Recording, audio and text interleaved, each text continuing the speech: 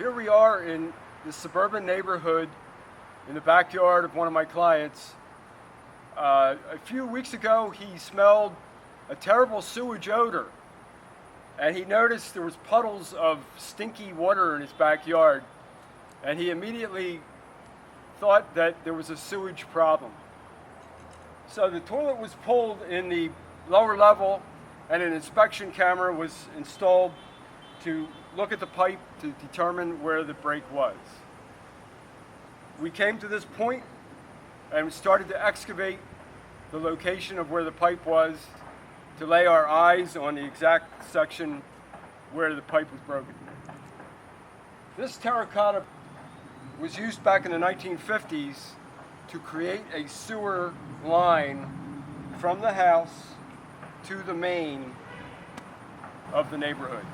Once we discovered where the pipe was, we carefully dug around it and examined it, and we found some breakage, a long slit and a little chunk missing, and a section that was loose and broken around this larger section of terracotta.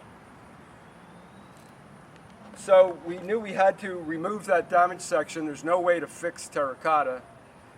And we made up a piece of 4-inch PVC with the rubber connection boots on either end and created our new repair piece. And this time we installed a cleanout that will rise above the surface of the lawn. And the reason for this is the remaining section of the terracotta sewage line has many roots that are still coming through. And we suspect down the road there's going to be a blockage again in a few years or whenever. And this cleanout will enable a plumber to run his cleanout tools through the pipe and down to the area where it needs to be cleaned. Prior to this, there was no way to do this in the middle of the yard, and it would be very difficult to do. Thank God it's a lot easier to backfill than dig it out in the first place.